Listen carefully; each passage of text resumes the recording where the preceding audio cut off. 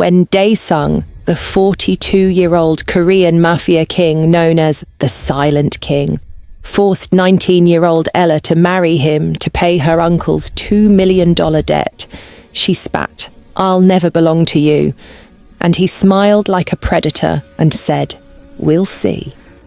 3 months later, after he'd killed 6 men for her, bled for her, and literally dropped his weapons and offered his life to save hers from a rival gang, she crashed into his office and said, "I need you to take me, right now. On your desk, no more waiting." And the way his legendary control shattered was the most beautiful and terrifying thing she'd ever seen. But in the aftermath, wrapped in his arms with her body still trembling, his phone lit up with surveillance footage that made them both go cold. Someone had been filming them for weeks, knew every intimate moment, every whispered secret, and the message attached said, "I have enough to destroy you both. Meet me alone, or I'll send everything to your enemies and watch them tear her apart." If you love watching a strong woman tame a powerful man and make him work for her love, subscribe now. This is about to get good. The red silk dress felt like a prison on Ella's skin as rough hands pushed her through the heavy wooden doors. Her heart hammered so loud she could hear it in her ears. The room smelled like expensive cologne and danger. And then she saw him. Dae-sung stood at the end of the aisle like a dark storm waiting to strike. Tall, broad shoulders, a black suit that probably cost more than her entire village. But it was his eyes that made her knees weak. Cold, sharp eyes that looked at her like she was something he'd bought at a market. He was handsome in a scary way, like a beautiful knife that could cut you. His jaw was hard, his lips pressed into a thin line, and there was a scar running down his left cheek that made him look even more dangerous. He was 42 years old. She was 19. "Move!" her uncle hissed behind her, shoving her forward. The same uncle who'd raised her after her parents died. The same uncle who'd just sold her to pay his gambling debts. Ella's legs moved even though she wanted to run. Her traditional Nigerian wrapper had been replaced with this red dress that showed too much skin. Her natural hair was pulled back so tight it hurt. Everything hurt. Each step toward Dae-sung felt like walking towards the edge of a cliff. When she finally stood in front of him, he looked down at her. Up close, she could see the danger in every part of him. His cologne was spicy and masculine, making her stomach flutter in a way she didn't understand. He was so much taller than her, she had to tilt her head back to meet his gaze. "You're shorter than I expected," he said in perfect English, his voice deep and cold like winter. His accent was thick but clear, and younger looking. "I'm 19, Ella whispered, her voice shaking.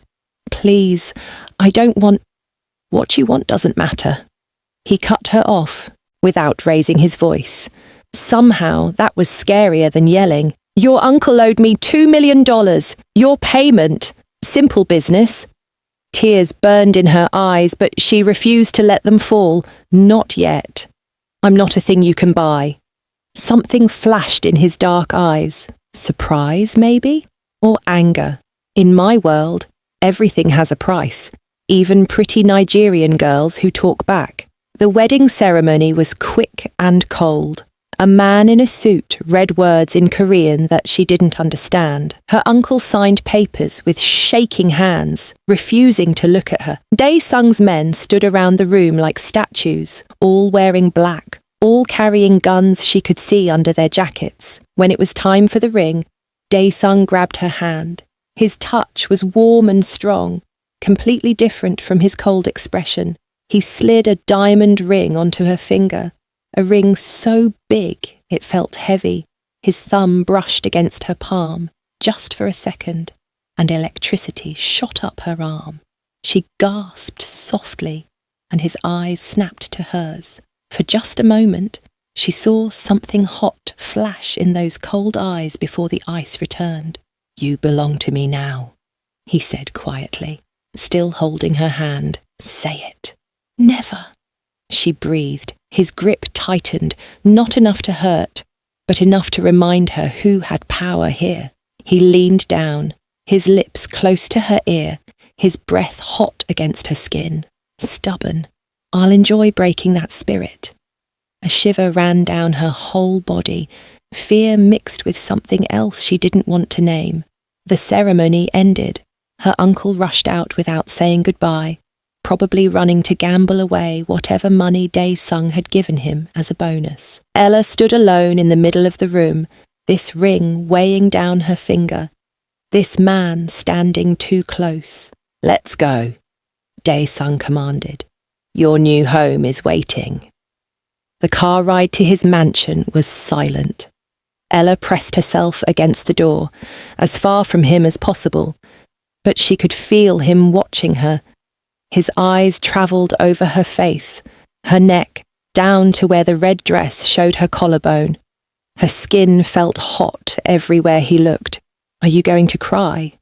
He asked suddenly. Would it matter if I did? No. He said it simply, like he was telling her the weather. But I'm curious.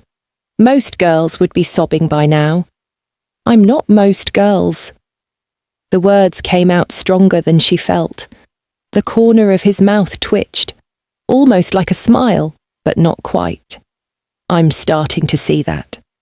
His mansion took her breath away, huge white walls, gates made of iron, gardens that looked like they belonged in magazines.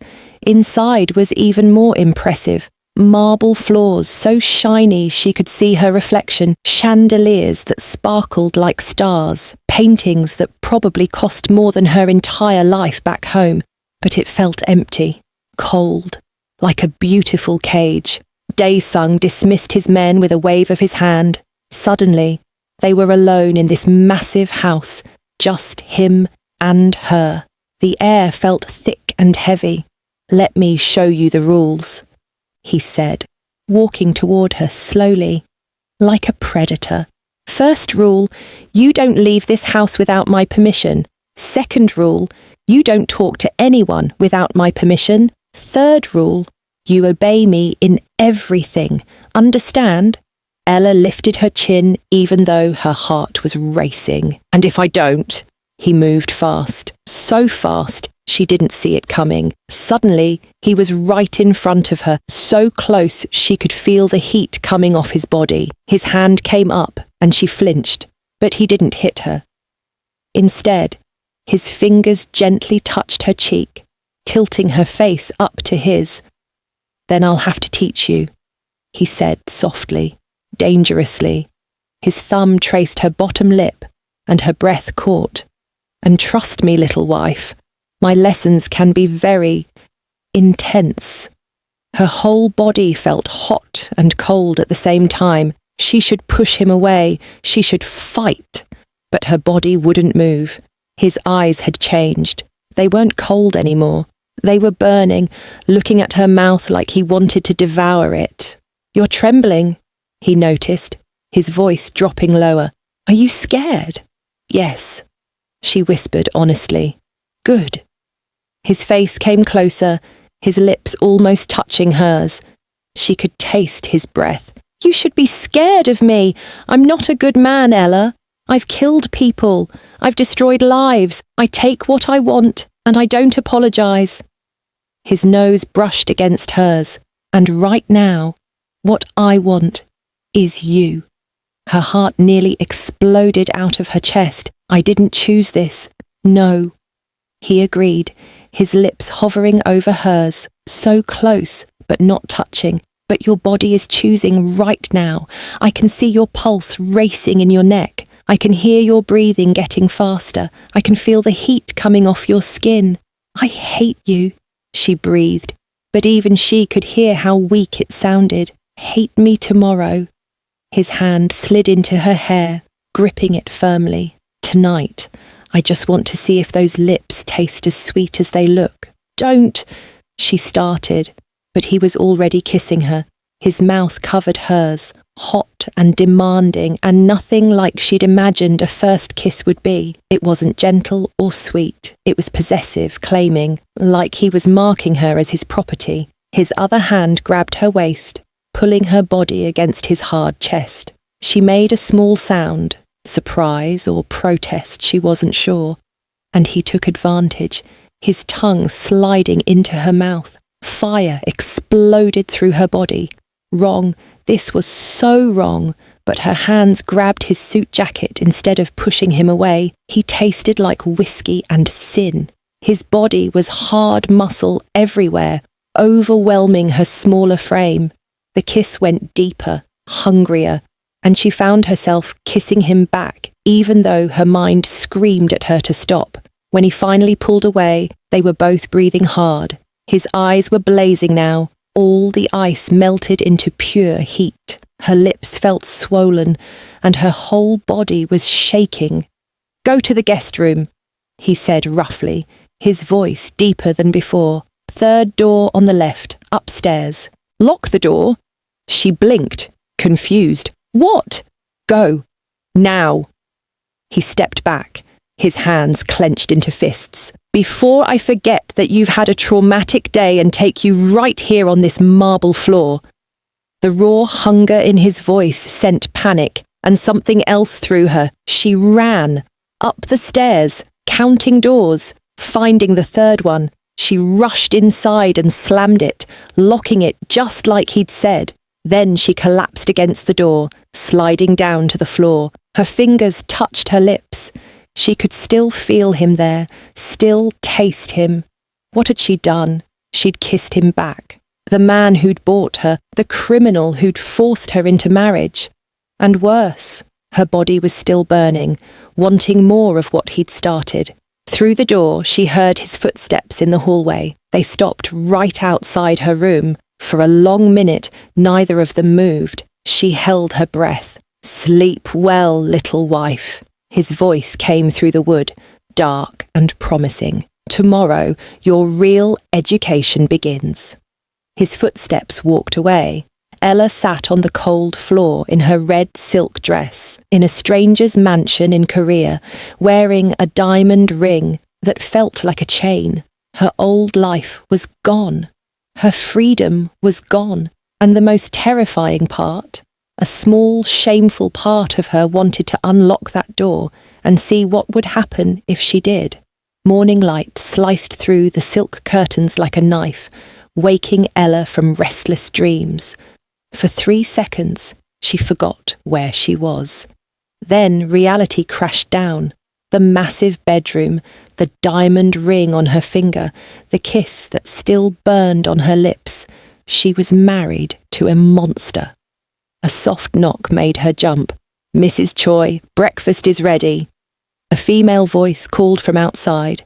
Mrs. Choi, that was her name now. Ella wanted to vomit. Downstairs, the dining room table could seat 20 people, but only one place was set. No sign of Dae-sung. An older woman with kind eyes and grey hair bowed slightly. "I'm Hye-jin, the head housekeeper. Please, eat." The food looked expensive and foreign. Rice, soup, grilled fish, vegetables arranged like art. Ella's stomach growled, but pride kept her in her chair. "Where is he?" "Mr. Choi left for business at dawn. He won't return until evening." Hye-jin poured tea with practiced movements. "He instructed me to show you the house rules and introduce you to the staff." So he was avoiding her good. Maybe that kiss had been a one-time thing. Maybe he'd leave her alone in this golden prison. But as days passed, Ella learned that Dae-sung's presence filled the house even when he wasn't there. The staff whispered his name with fear and respect. His office was locked. No one entered without permission. His bedroom was on the opposite end of the mansion from hers. Like he was keeping distance on purpose, she started exploring, learning the layout of her cage.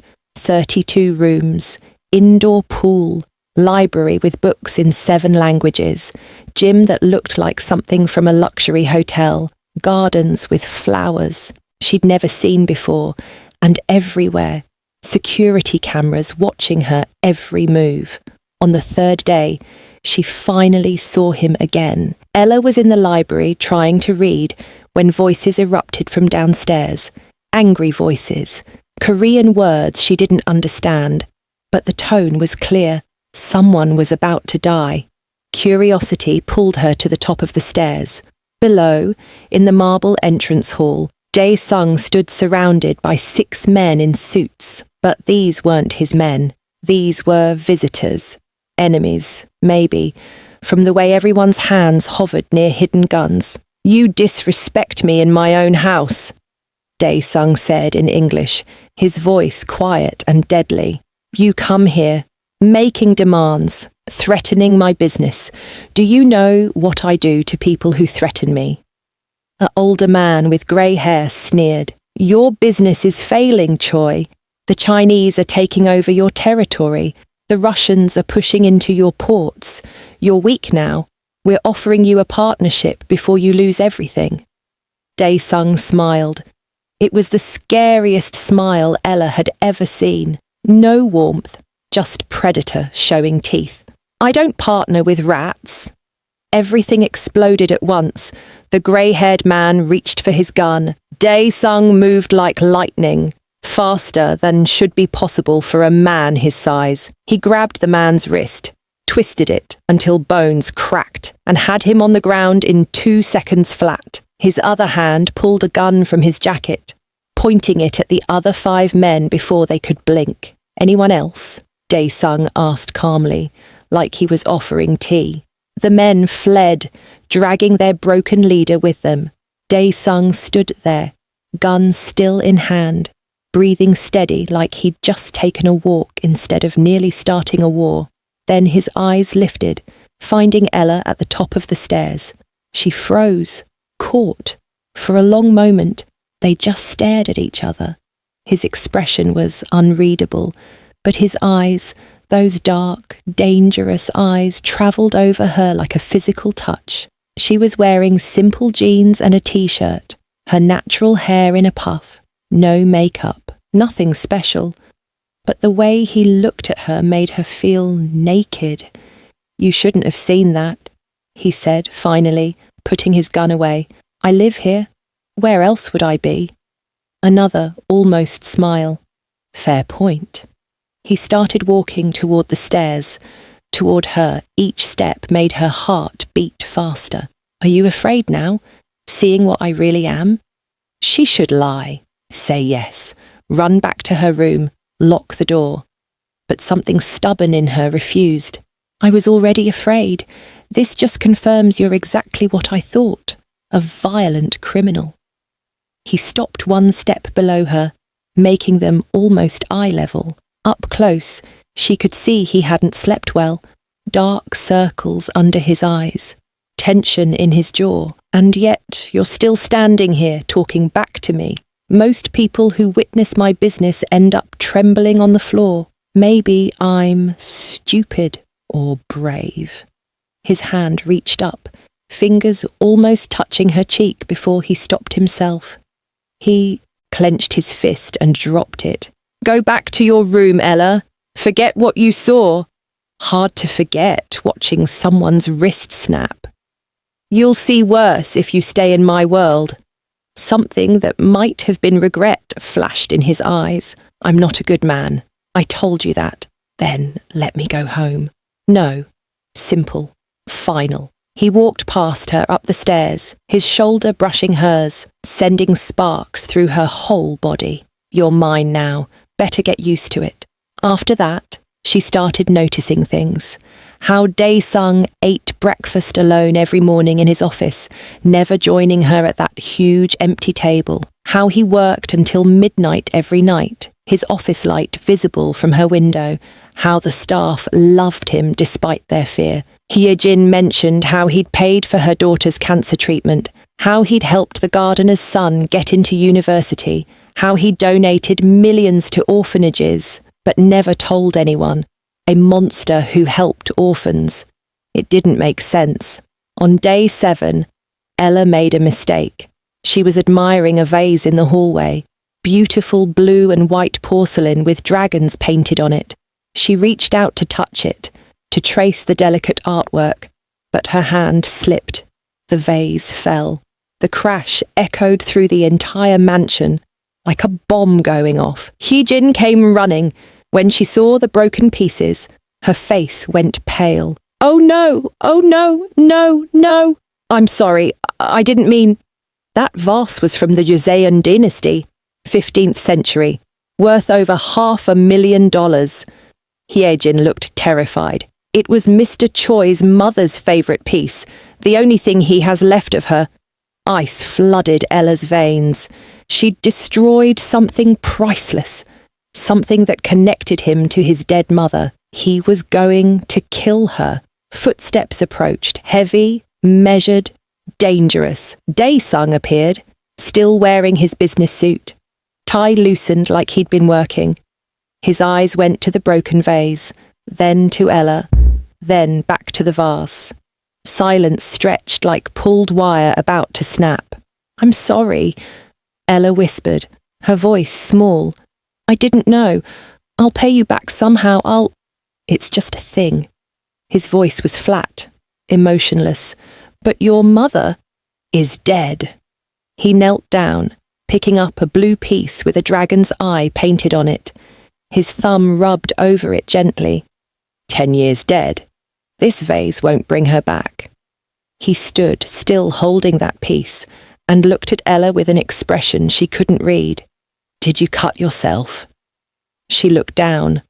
Blood dripped from her palm where she'd grabbed a sharp piece without thinking. "It's nothing.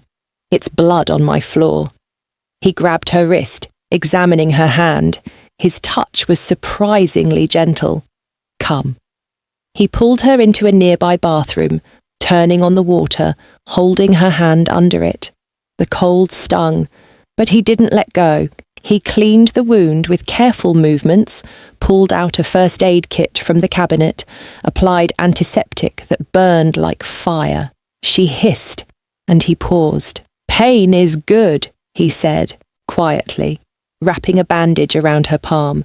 "Pain reminds us to be more careful. Aren't you angry?"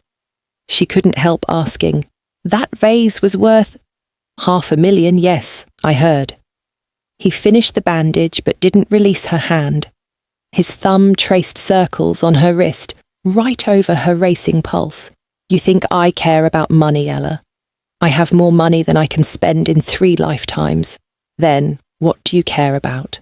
His eyes lifted to hers, dark and intense, and full of something that made her knees weak. "That's a dangerous question." The bathroom suddenly felt very small. He was so close, his masculine scent filling her lungs, his body heat radiating onto her skin. She should pull away, she should run, but her body refused to obey. "You confuse me," she admitted in a whisper. "You're cruel but kind. You force me to marry you but keep your distance. You're a criminal but you help people. Who are you really?" "I don't know anymore." His confession shocked her. His free hand came up, tucking a curl behind her ear, his fingers lingering on her neck. "Before you, I knew exactly who I was. I was the monster everyone feared. I didn't question it. I didn't feel..." He stopped, jaw clenching. "Feel what?" "Lonely." The word came out rough, like it hurt to say. "I didn't feel lonely because I didn't let myself feel anything. Then you show up with your fire and your stubbornness and your beautiful dark skin. And suddenly this house feels even emptier when you're not around." Her heart hammered against her ribs. "Dae-sung!" "Don't." He pulled back, dropping her hand like it burned. "Don't say my name like that, like you might actually care." "I don't care," she lied. "Good. Keep it that way." He walked to the door, paused, spoke without turning around. "Hyejin will teach you Korean if you want to learn. Knowledge is power in this world. Might as well arm yourself." Then he was gone, leaving Ella alone with a bandaged hand and a heart that beat too fast. 2 weeks later, she got sick. It started with a headache, then chills, then fever that made the world spin. She tried to hide it, but during dinner, the one meal Dae-sung had started joining her for, sitting at the opposite end of that long table, barely talking, she suddenly felt the room tilt. "Ella?" His voice sounded far away. "Ella!" She woke up in her bed, blankets piled on her shaking body. A cold cloth pressed against her forehead, but the hand holding it wasn't Hye Jin's.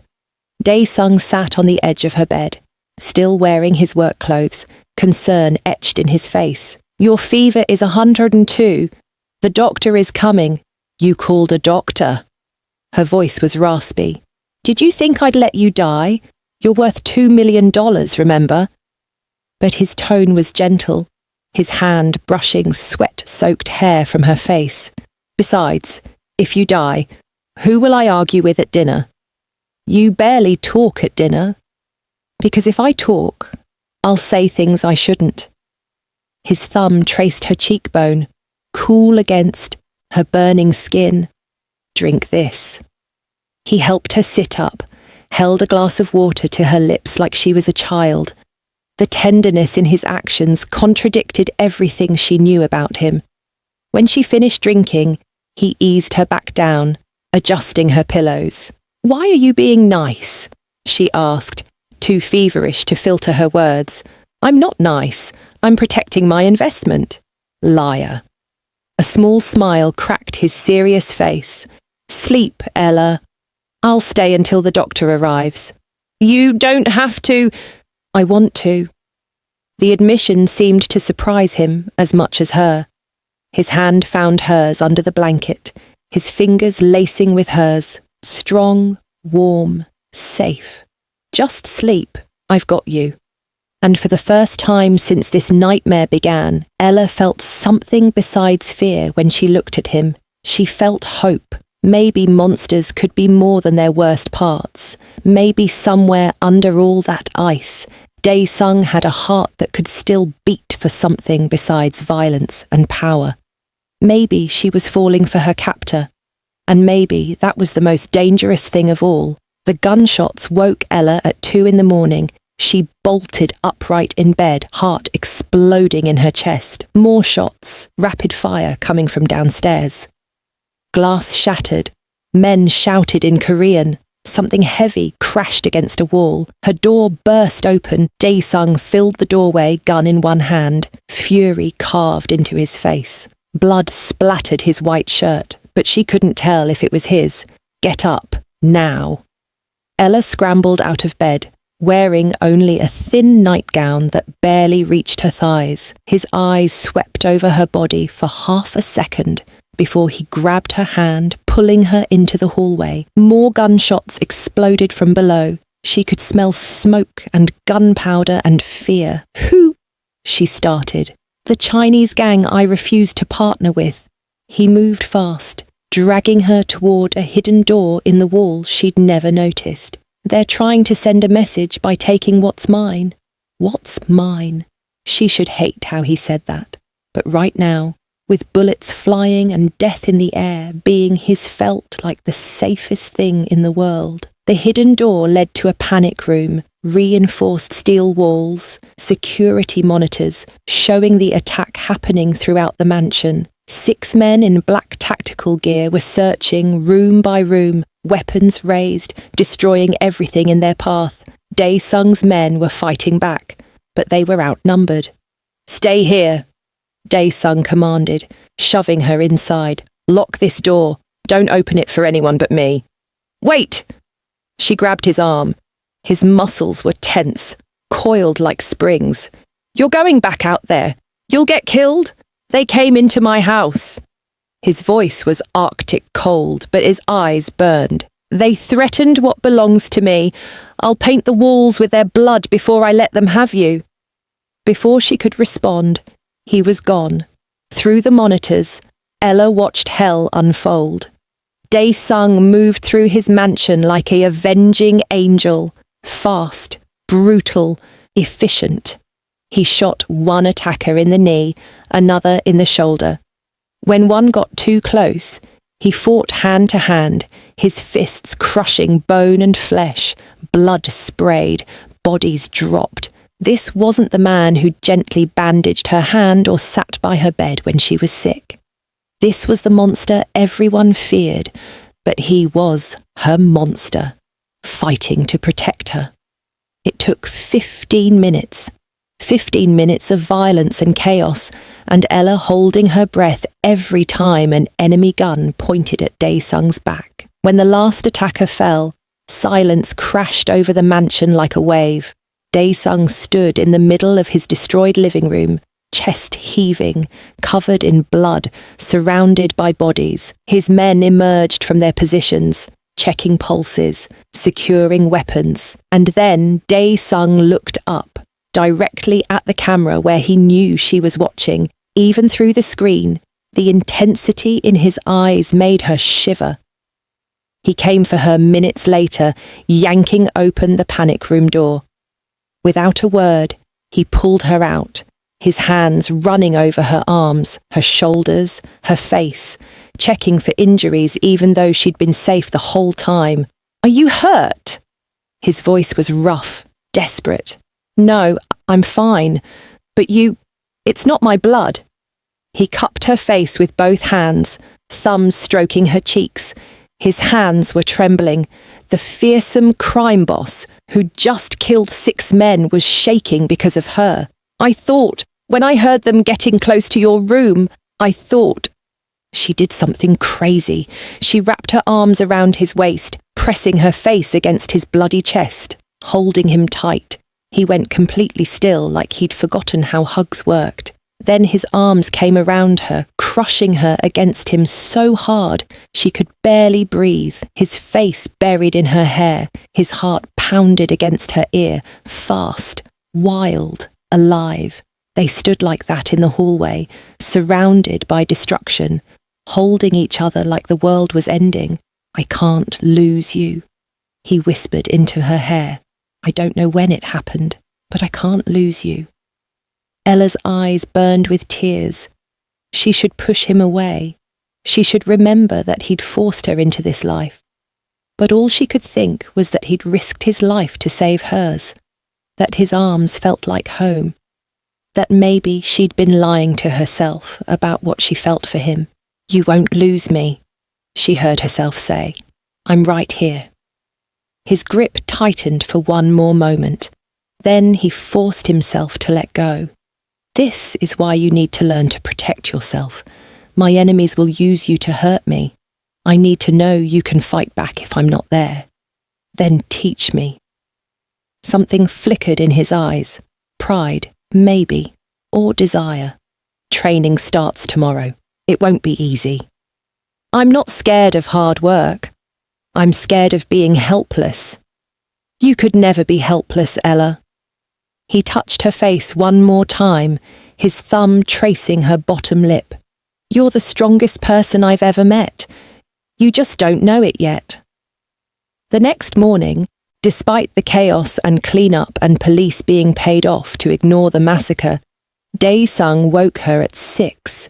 He'd transformed one of the mansion's rooms into a training space, mats on the floor, punching bags, weapons locked in a cabinet. He'd changed into black workout clothes that showed off his powerful build, broad chest, muscular arms, the body of a man who'd spent his life fighting. Ella wore leggings and a sports bra that Hyejin had mysteriously provided, and she didn't miss how Dae-sung's eyes darkened when he saw her. "First lesson," he said, voice professional but strained. "Situational awareness. Most people get hurt because they don't see danger coming."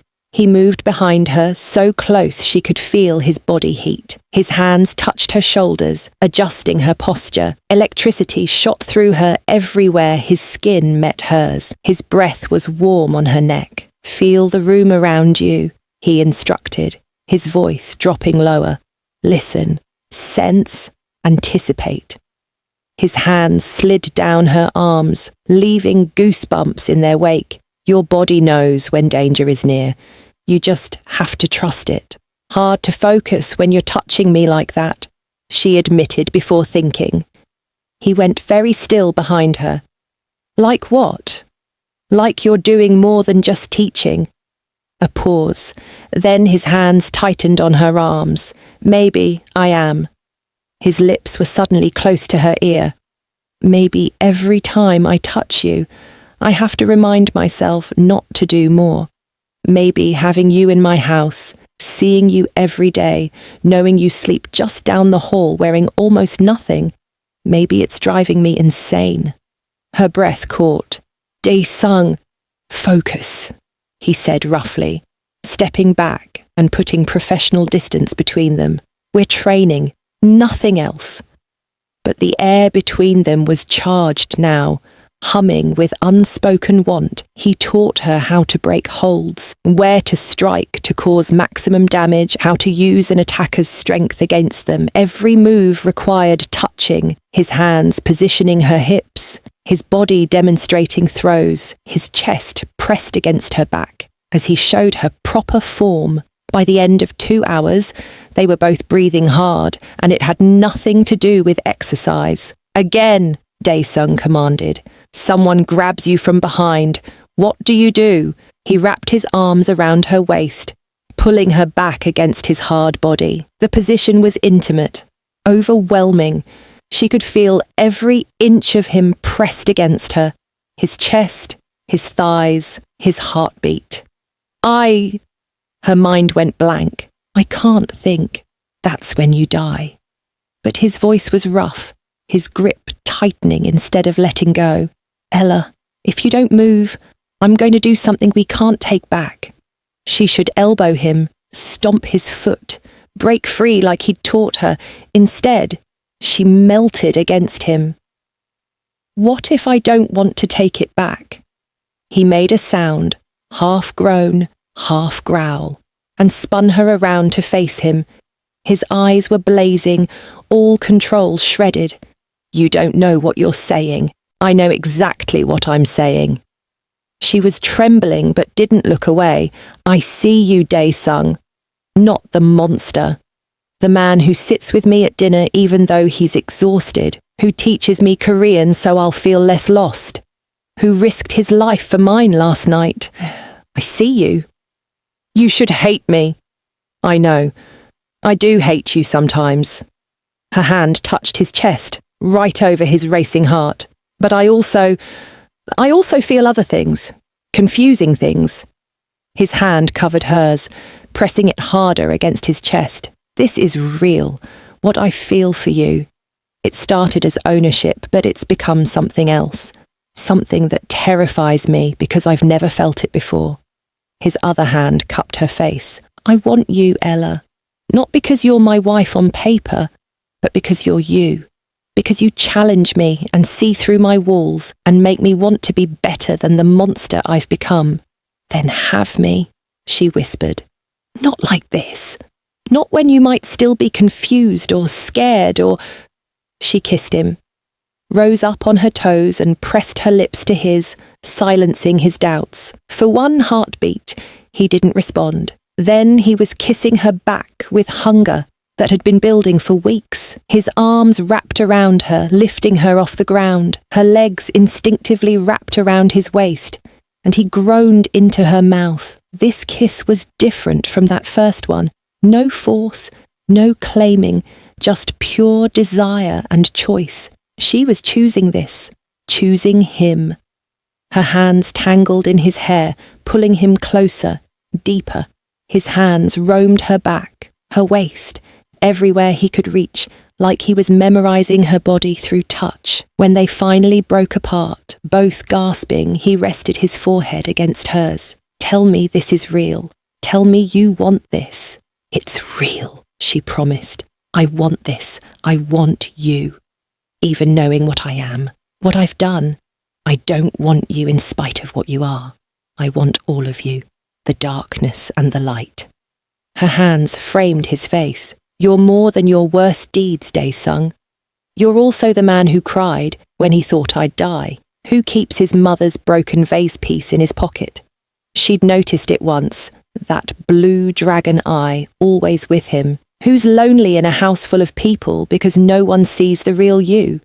Something broke in his expression. Walls crumbling, ice melting.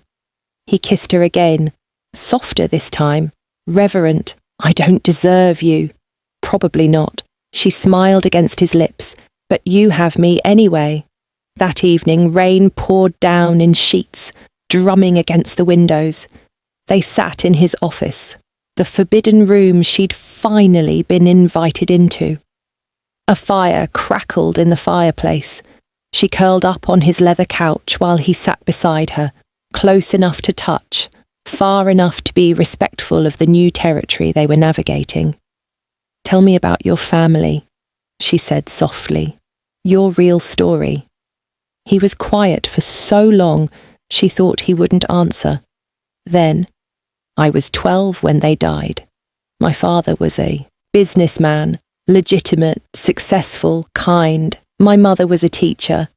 I had a younger sister, Minji. She was 8. We were happy. His voice cracked on that last word. A rival gang wanted my father's business connections. He refused to get involved with criminals, so they killed him. Shot him in front of my mother and sister and me, then they killed my mother. And then, his hand clenched into a fist. Ella reached over, gently prying his fingers open, lacing hers with his. Minji tried to run, he continued, staring at their joined hands. I tried to stop them, but I was just a kid. They shot her too, left me alive as a message. This is what happens when you refuse us. I spent 3 years in an orphanage planning revenge, learning to fight, learning to be harder than the men who destroyed my family. By 15, I'd killed every single person involved in their deaths, and I didn't stop. I became the thing I hated most, a criminal who takes what he wants through fear and violence. Tears streamed down Ella's face. You were protecting yourself, surviving. No. He finally looked at her, anguish raw in his eyes. I became a monster by choice. I've hurt innocent people. Destroyed families like mine was destroyed. I don't get redemption, Ella. I don't get forgiveness. She moved closer until she was pressed against his side. Everyone deserves a chance to change, to be better. Why would you believe that, after everything I've done to you? Because you stayed by my bed when I was sick. Because you protect orphanages, even though it reminds you of your pain. Because right now, you're holding my hand like it's the only thing keeping you from drowning. She turned his face toward hers. You're not that 12-year-old boy anymore, but you're not only the monster either. You're somewhere in between, trying to figure out who you want to be. He searched her eyes like he was looking for proof she meant it. Then slowly, carefully, he pulled her into his lap. She went willingly, straddling his thighs, her arms around his neck. His hands settled on her waist, possessive but gentle. Can I kiss you again? He asked, his voice vulnerable in a way she'd never heard. Not to claim or possess, just because I need to taste your lips and remember that something good can still want me. Yes, she whispered. Always yes. This kiss was slow, deep, full of emotion instead of just heat. His hands stroked her back while hers tangled in his hair. The rain pounded outside, but inside was warmth and connection and 2 broken people finding wholeness in each other. When he finally pulled back, he pressed kisses to her forehead, her cheeks, her nose. Stay with me tonight. Just sleep. Nothing more. I just want to hold you. Okay, she agreed, knowing this was a turning point, knowing that whatever happened next, she was falling for this complicated, dangerous, surprisingly tender man. And for the first time since her forced wedding, she wasn't scared of what that meant. She was ready to see where this impossible love could go. Ella woke up to rough hands covering her mouth and a chemical smell burning her nose. Panic exploded through her body. She tried to scream, but the hand pressed harder. She tried to fight, using the moves Dae-sung had taught her, but there were too many of them. 3 men in black masks appearing in her bedroom like ghosts. Where were the guards? Where was Dae-sung? A cloth pressed over her face. Chemical sweetness filled her lungs. The world spun, darkened, and she fell into unconsciousness with one thought echoing in her mind. Dae-sung, find me. She woke in darkness, head pounding, wrists bound to a metal chair, cold concrete floor, damp walls, the smell of mould and rust, a basement or warehouse, somewhere far from the mansion, far from safety. Fear clawed at her throat, but she forced herself to breathe. Think, stay calm. Remember your training. Footsteps approached. A door opened, flooding the space with harsh light.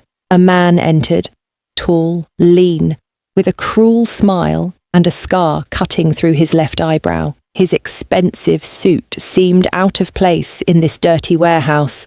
"Mrs. Choi," he said in accented English, circling her like a predator. "Welcome. I'm Hyunwoo. I believe your husband and I have some unfinished business. He'll kill you," Ella said, keeping her voice steady despite her racing heart. "When he finds me, and he will find me, he'll destroy you."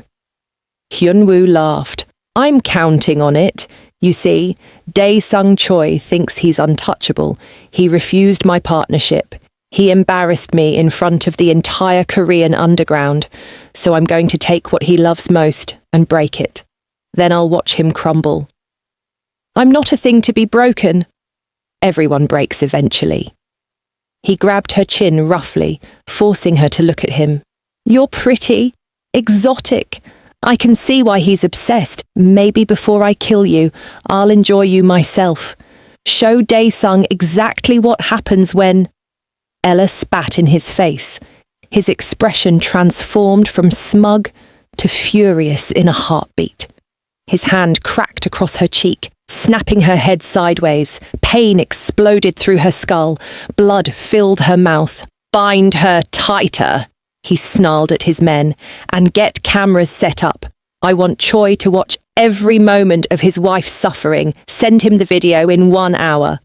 They left her alone in the dark again. Ella worked at her bindings, testing for weakness, trying to remember everything Dae-sung had taught her about escaping restraints. The rope was tight, but not impossible. She just needed time. "Hold on," she told herself. Dae-sung is coming. He's coming. At the mansion, Dae-sung walked into Ella's empty bedroom, and his world stopped. Signs of struggle. Overturned lamp. Her phone on the floor, screen cracked, the window open, the one exit the cameras didn't fully cover because he'd thought the third-floor height made it impossible. He'd been wrong. "Sir," his head of security burst in, face pale. "The guards were drugged. Someone got past our systems. We have no footage of who—" Dae-sung's phone buzzed. Unknown number. He answered. "Hello, Choi." Hyunwoo's voice was poison in his ear. "Missing something? Check your messages." A video appeared. Ella, bound to a chair, blood on her lip, but her eyes fierce and defiant. Hyunwoo's face appeared in frame. "You have 24 hours to surrender your entire operation to me. All territories, all businesses, everything. Or I start taking her apart, piece by piece. And trust me, I'll make it last." The video ended. Something broke inside Dae-sung. The cold control he'd maintained for 20 years shattered like glass. A roar tore from his throat, primal, agonized, inhuman. He threw his phone against the wall, shattering it. His fist went through the window. Blood dripped from his knuckles, but he didn't feel it. "Find her." His voice was dead calm now, which was infinitely more terrifying than the rage. "Activate every contact, every informant, torture anyone who might know, burn down every single one of Hyunwoo's properties until someone tells us where he's keeping her." "Sir." His second-in-command hesitated. "If we go to war like this, we'll lose allies. Other gangs will see it as weakness that you're—" Dae-sung's hand was around the man's throat before he could finish. "She is not weakness. She is everything. And if the entire criminal world has to burn to get her back, then I'll light the match myself. Now, move. His men scattered. For the next 18 hours, Seoul's underground descended into chaos. Dae-sung became a force of nature, hitting 5 of Hyunwoo's warehouses, interrogating anyone connected to the rival gang, leaving bodies and destruction in his wake. His men had never seen him like this. Wild, desperate, absolutely unhinged. "Boss, you need to rest," someone suggested. "I'll rest when she's safe." His eyes were bloodshot, his clothes covered in blood, most of it not his own. Keep searching. Finally, a break. A low-level associate cracked under pressure, giving up a location, an abandoned factory on the outskirts of the city. Dae-sung didn't wait for backup. He took 3 of his best men and moved. Inside the factory, Ella had managed to loosen her ropes. Her wrists were raw and bleeding, but she'd almost gotten one hand free. Hyunwoo had visited twice more, each time threatening, each time getting angrier that Dae-sung hadn't surrendered. "He's not coming, is he?" Hyunwoo sneered during his latest visit. "Maybe you're not as important to him as you thought. Maybe you're just another possession he's willing to sacrifice for his empire." Doubt whispered in Ella's mind, but she crushed it. "You don't know him. He's coming, and when he gets here, you're dead." Bold words for a woman tied to a chair. He leaned close, his breath hot on her face. "Last chance, Mrs. Choi. Call your husband, tell him to surrender, or I start cutting off fingers." "Go to hell." He pulled out a knife. That's when the explosions started. The factory's main door blew inward. Gunfire erupted. Men screamed. Hyunwoo's confident expression transformed to panic as he realized what was happening. Dae-sung had found them, and he'd brought hell with him. Hyunwoo grabbed Ella, pulling her up despite her bindings, knife at her throat. "Stay back or she dies." Through the smoke and chaos, Dae-sung appeared. He looked like death incarnate, covered in blood and dust, eyes blazing with fury, gun in each hand. When he saw Ella with a knife to her throat, something terrible crossed his face. "Let her go!"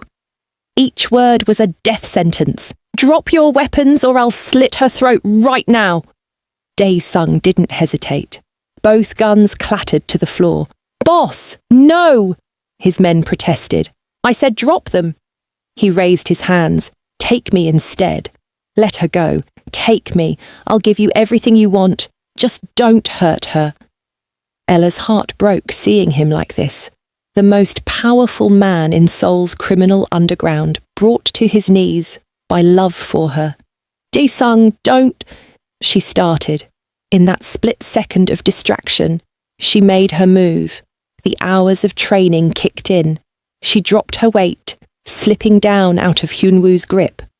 Her finally freed hand grabbed his wrist, twisting the knife away. She drove her elbow back into his ribs with all her strength. He stumbled. Dae-sung moved like lightning. He crossed the distance in 3 strides, grabbing Hyunwoo by the throat. Pure murder in his eyes. "You touched her. You threatened her. You made her bleed." "Wait," Hyunwoo choked out. Dae-sung didn't wait. The crack of breaking bone echoed through the warehouse. Hyunwoo's body dropped to the ground, lifeless. Then Dae-sung was on his knees in front of Ella, hands frantically checking her for injuries, touching her face, her arms, everywhere, like he couldn't believe she was real. "Are you hurt? Did anyone—" "I'm okay," she managed. He crushed her against his chest, his whole body shaking. "I thought I lost you. I thought—" His voice broke. "Ella, I love you. I love you so much. You're everything, my whole world. I can't exist without you." She should feel relief. She should feel safe. Instead, anger surged through her. "This is your fault!" She shoved him back, tears streaming down her face. Your world did this. Your enemies. I was kidnapped because of you. I could have died because you're a criminal. Pain flashed across his face like she'd stabbed him. I know, and I'm sorry isn't enough. She was sobbing now, all the fear and trauma pouring out. I can't live like this, always wondering if today is the day someone takes me to hurt you, always being a target. I want to go home, back to Nigeria, back to where life makes sense and people don't get kidnapped and... No. His hands grabbed her shoulders. He was crying too, tears streaming down his blood-stained face. No, you can't. Leave. You can't. Ella, please. Give me one reason to stay, she shouted. One reason that isn't just you being selfish and possessive, because you're my home. The words exploded from him. Nigeria isn't your home anymore. That mansion isn't my home. You are. You're the only place I've ever felt safe. The only person who's ever seen all of me, the monster and the man, and chosen to stay anyway. You're not my possession. You're my salvation. And if you leave, I'm lost. Completely. Forever. His broken honesty shattered her anger. She saw him then, truly saw him, not as the terrifying crime boss, but as a man who'd lost everyone he'd ever loved, and was terrified of losing her too. A man who'd literally dropped his weapons and offered his own life to save hers. I'm scared, she whispered. I'm so scared of loving you because your world is so dangerous. I know. I'm scared too. He cupped her face with trembling hands. But I'll change. I'll leave this life if that's what you need. I'll walk away from all of it. The power, the money, the empire, if it means keeping you safe and by my side. You're worth more than everything else combined. You can't just leave. It doesn't work that way. Then I'll find a way. I'll make it work. His forehead pressed against hers. Just don't give up on us. Please, I'm begging you. I'll spend every day for the rest of my life making you feel safe and loved and cherished. I'll become whoever you need me to be. Just stay. Please stay. She looked into his eyes and saw nothing but raw, desperate love. Not possession, not control. Just a man absolutely destroyed at the thought of losing the woman he loved. I love you too, she finally admitted. I'm in love with you, Dae-sung. Even though it's crazy and wrong and dangerous. I love you. He made a broken sound and kissed her, desperate, passionate, pouring everything he felt into it. She kissed him back with equal intensity, tasting their mingled tears, feeling his heartbeat racing against hers. When they finally pulled apart, his men had discreetly cleared the area, giving them privacy. Dae-sung lifted her into his arms, carrying her like she weighed nothing. Take me home, she whispered, always. Back at the mansion, after she'd been checked by doctors and cleared of serious injury, after the adrenaline finally faded, Dae-sung carried her to his bedroom. He ran her a bath, washing her gently, carefully, treating her like precious glass that might break. I'm not fragile, she told him. I know. You're the strongest person I've ever met. His hands were tender on her skin. But let me take care of you anyway. I need to. After, he carried her to bed, both of them finally clean, finally safe. She expected him to simply hold her. Instead, his mouth found hers in a kiss that was both gentle and consuming. I need you, he murmured against her lips. I need to feel you alive and safe and mine. I need to show you how much I love you, how much you mean to me. Then show me, she breathed. What followed was lovemaking. That was different from every time before, slower, more emotional. Every touch was a promise. Every kiss was devotion.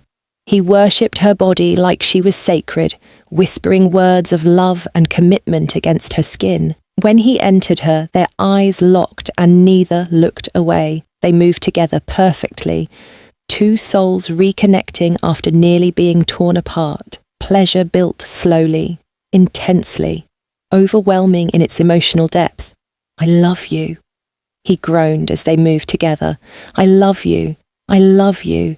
I love you. I love you too. She gasped, tears streaming down her face from the intensity of what she felt. I'm yours, forever. I'm not leaving. Promise me. His thrusts became more desperate. Promise you'll never leave. I promise. I'm yours, you're mine, forever.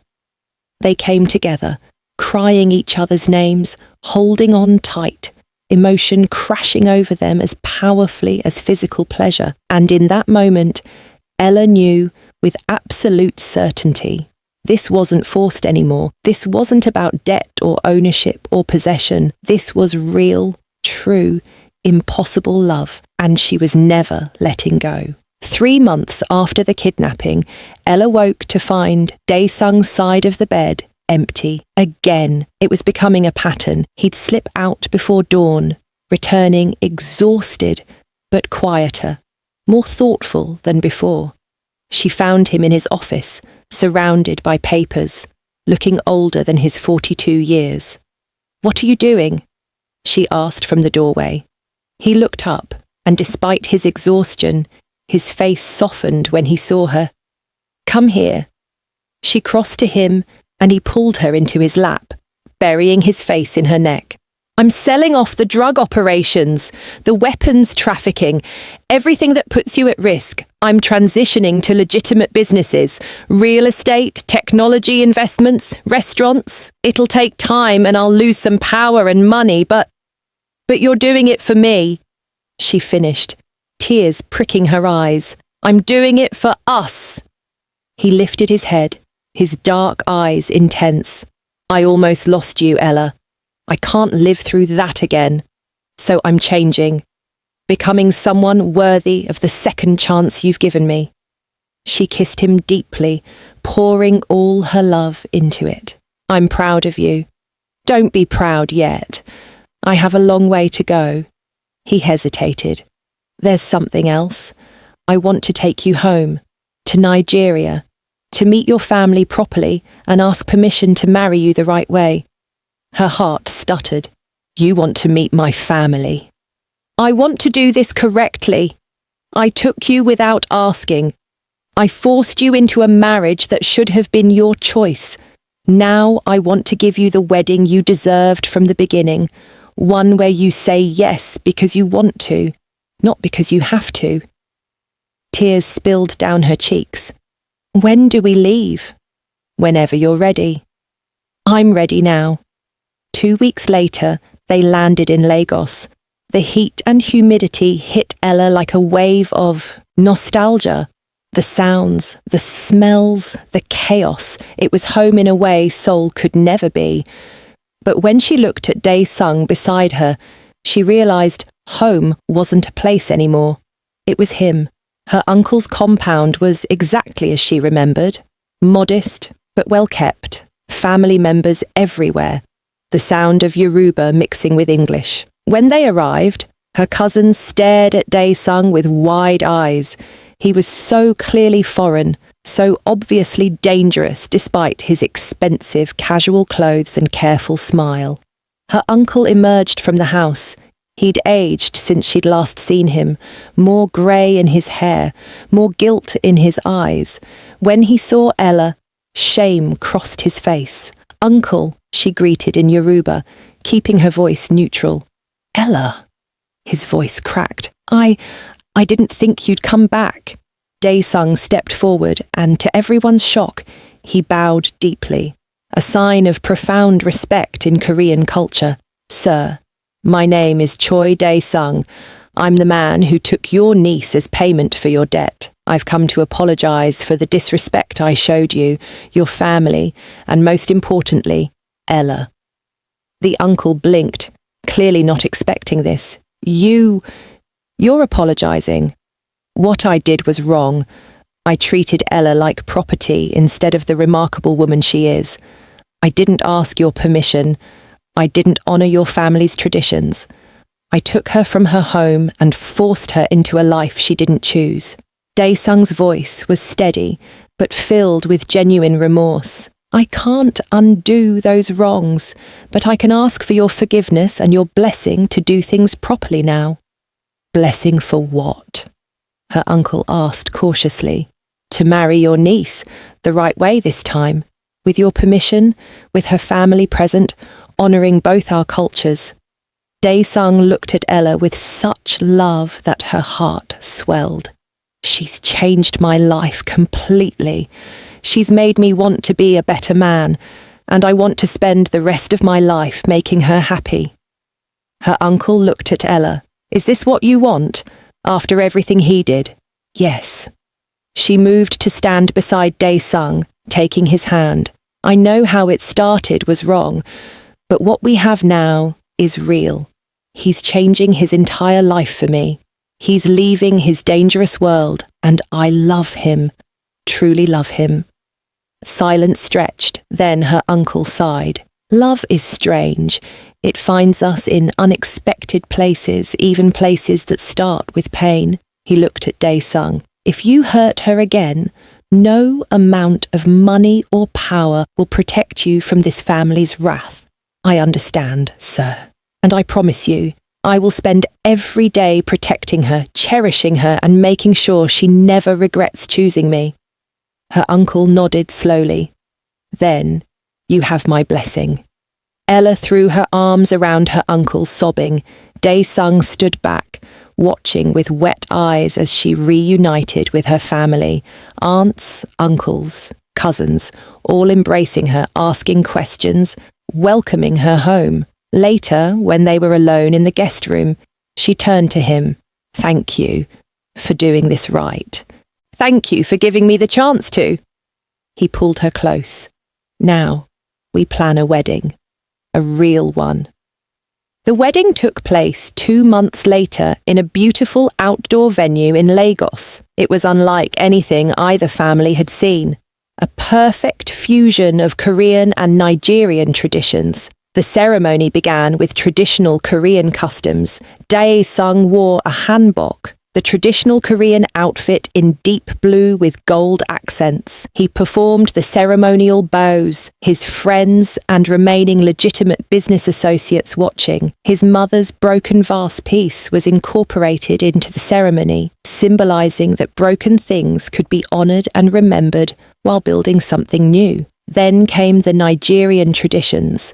Ella emerged in stunning traditional attire, a coral beaded crown, wrapper and blouse in rich purple and gold, her neck and wrists adorned with coral beads. The colours were breathtaking against her dark skin. When Daesung saw her, he actually wiped tears from his eyes, not caring who saw him cry. The traditional Nigerian engagement ceremony happened first. Daesung's representatives, asking her family for her hand, presenting gifts, following every protocol perfectly. He'd hired a cultural consultant to ensure he did everything correctly, showing respect for traditions he'd ignored the first time. I present myself before you today, Daesung said in carefully practiced Yoruba, though his accent was thick, to ask for the honour of marrying your daughter. I know I don't deserve her, but I will spend my life trying to be worthy of the gift you're giving me. Her family was moved by his effort to speak their language, to honour their customs. Her grandmother, the family matriarch, stood and placed her hand on his head in blessing. You have travelled far to right your wrongs. You have humbled yourself before us. We see your heart for our daughter. You may marry her, but remember, she is our treasure. Treat her as such, always, he promised. Then came the exchange of vows, not the cold, forced words from their first wedding, but words they'd written themselves. Ella, Daesung began, his voice thick with emotion. You appeared in my life like a storm, unexpected, powerful, impossible to ignore. You saw the monster everyone feared and found the man underneath. You gave me a reason to change, to hope, to love. I vow to protect you, cherish you, honour you, and choose you every single day for the rest of my life. You are my home, my peace, my everything. Ella was already crying. Daesung, you took me from my home but gave me a new one in your heart. You showed me that love can grow even in the darkest soil. You've changed for me, sacrificed for me, loved me when I couldn't love myself. I vow to stand beside you through everything, the good and the bad, and to never stop believing in the man you're becoming. You are my unexpected blessing, my impossible love, my forever. When the officiant said, "You may kiss your bride," Daesung cupped her face with such tenderness and kissed her with such love that everyone watching felt it. Applause erupted from both families. Korean and Nigerian united in celebration of this unlikely love. The reception was a beautiful chaos of two cultures colliding, Korean food and Nigerian jollof rice side by side, traditional drums mixing with Kpop, both families dancing and laughing together despite language barriers. Watching it all, Ella felt complete. This was what she'd never known she needed. Her two worlds merging, her past and her future becoming one. Late that night, in their hotel room, Daesung carefully removed her coral crown, his fingers gentle. You were the most beautiful bride I've ever seen. Both times. But today, watching you say yes with joy instead of fear, that's a memory I'll treasure forever. Today felt real, she said, helping him out of his hanbok. Today, I chose you freely, and I'll keep choosing you every day. They made love that night with the knowledge that they were truly married now, not by force or debt, but by choice and love. Their bodies moved together perfectly, years of learning each other paying off. Every touch was reverent. Every kiss was promise, every whispered word of love was truth. 1 year later, Ella stood in the nursery of their Seoul mansion, the room that had once been cold storage, now painted in soft yellows and greens. Her hand rested on her swollen belly, feeling their baby kick. Daesung entered, home early from his now legitimate business dealings. He'd fully transitioned out of the criminal world, though he still maintained enough connections to keep them safe. He was different now, softer, quicker to smile, more at peace. "How's our little one?" he asked, wrapping his arms around her from behind, his hands covering hers on her belly. "Active, like someone else I know." She leaned back against him.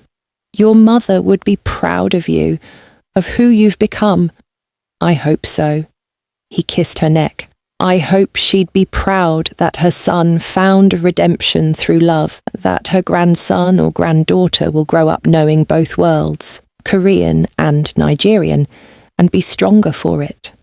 Our child will know love above all else," Ella said. "That's what matters most."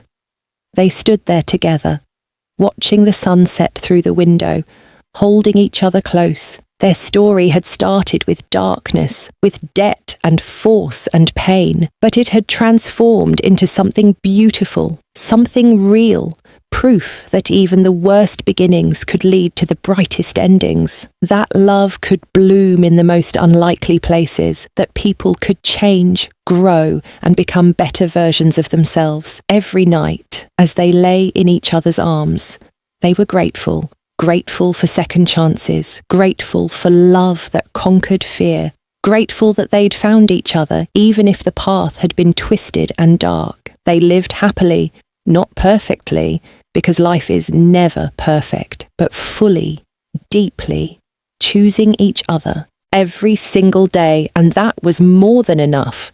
It was everything.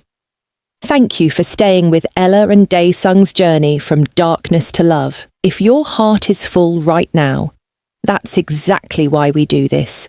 Subscribe for more passionate stories that remind you love is worth fighting for, no matter how complicated. Drop a comment, ladies. Where are you watching from? Do you believe a man like Dae Sung can truly change, or is some darkness permanent? We want to hear your wisdom. Hit like if you believe in second chances, and share this with a friend who needs to remember that all-consuming love still exists. Until next time, keep believing even broken things can be made whole through love. See you in the next story, ladies.